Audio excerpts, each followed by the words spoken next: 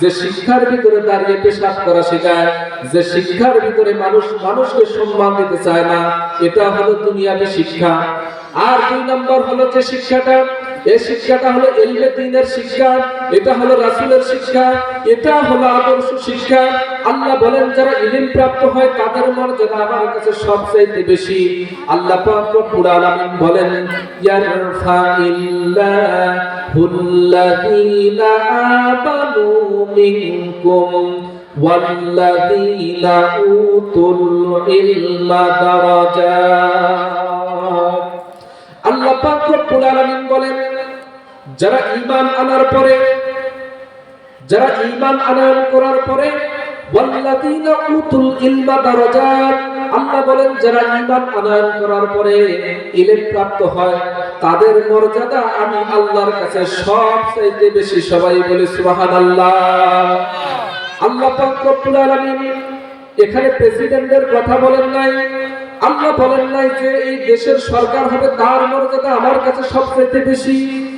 আল্লাহ পাক রব্বুল আলামিন বলেন নাই এমপির মর্যাদা সবচেয়ে বেশি। আল্লাহ বলেন নাই চেয়ারম্যানের মর্যাদা আমি আল্লাহর কাছে সবচেয়ে বেশি। আল্লাহ বলেন নাই মেম্বারের মর্যাদা আমার কাছে সবচেয়ে বেশি। আল্লাহ বলেছেন যারা ইলম প্রাপ্ত হয় তাদের মর্যাদা আমি আল্লাহর কাছে বেশি। সবাই বলি সুবহানাল্লাহ। ও মুসলমান, এজন্য আমাদের আল্লাহর কাছে সম্মানিত হওয়া লাগবে কি লাগবে না?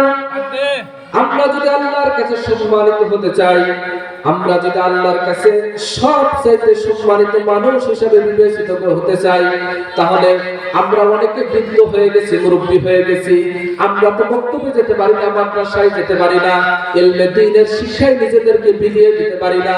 কিন্তু আমাদের সুযোগ রয়েছে, আমাদের সন্তান রয়েছে, নাতি-পুতি রয়েছে, এদেরকে যদি ইলমে দ্বীনের শিক্ষায় শিক্ষিত করতে পারি, আল্লাহর ওয়াদা অনুযায়ী, কথা অনুযায়ী, এই ব্যক্তিটা, এই বাচ্চাটাই হবে আল্লাহর কাছে সবচাইতে প্রিয় বাচ্চা, প্রিয় মানুষ। কথা বলেন ঠিক কিনা?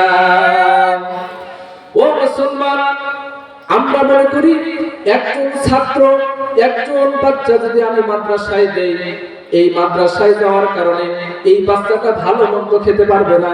মাদ্রাসার বোর্ডিং এর ভিতরে আলু ভর্তা আর ডাল খাওয়া লাগবে, ভালো মন্দ বেশি খাইতে পারবে না।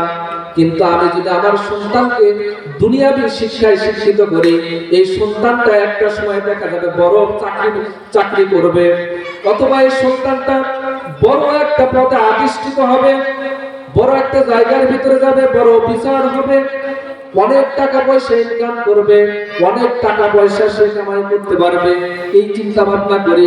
কিন্তু এই বড় বড় অফিসার হওয়া সত্ত্বেও নিজের বাবা যদি মারা যায়, হুজুরকে ভাড়া করে নিয়ে এসে জানাজা করানো লাগে। কথা বলেন ঠিক কিনা? সম্মানিত আল্লাহর বান্দা বান্দীরা, যে শিক্ষা অর্জন করলে বাবার জানাজা করা যায় না, এই শিক্ষা কখনো আদর্শ শিক্ষা হতে পারে না। কথা বলেন ঠিক কিনা? ও মুসলমান, তার মানে ওই শিক্ষাকে আমি অপমান করতেছি না, ওই শিক্ষা অর্জন করা লাগবে। আপনার সন্তানকে যদি আগে ইলমে দ্বীনের শিক্ষায় শিক্ষিত করেন, এরপরে যদি ডাক্তার বানান, ইঞ্জিনিয়ার বানান, জজ, ব্যারিস্টার, দুনিয়াতে সব শিক্ষায় শিক্ষিত করেন, তাহলে দেখা যাবে আপনার সন্তান কখনো অসৎ পথ অবলম্বন করবে না। কথা বলেন ঠিক কিনা? আর যদি সন্তানের ভিতরে ইলমে দ্বীনের শিক্ষা যদি না থাকে, তাহলে ইলমে দ্বীনের শিক্ষা না থাকার কারণে দুনিয়ার মায়ায় পড়ে যাবে, দুনিয়ার লোভ লালসার মধ্যে পড়ে যাবে। দুনিয়ার লোভ লালসার মধ্যে পড়ার কারণে দুনিয়া নিয়ে ব্যস্ত হয়ে যাবে। আপনি পিতা মারা যাবেন, সন্তান হাত তুলে কিভাবে দোয়া করতে হয় এই বিষয়টাও জানা থাকবে না। কথা বলেন ঠিক কিনা? এজন্য আল্লাহ পাক রব্বুল আলামিন বলে দিয়েছেন, যদি আমার কাছে সম্মানিত মানুষ হতে চাও, আমি আল্লাহর কাছে সম্মানিত ব্যক্তি হিসাবে বিবেচিত হতে চাও, ওয়াল্লাযীনা উতুল ইলমা দারাজাত, তাহলে ইলমে দ্বীনের শিক্ষায় নিজেদেরকে শিক্ষিত করতে হবে।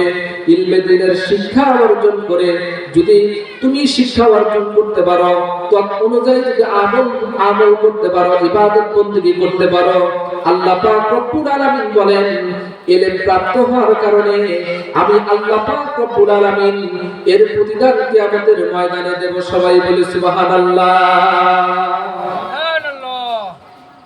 এজন্য মানুষ পারিবারিকভাবে সবচেয়ে বেশি গুনাহ করে, সন্তান কথা শুনে না।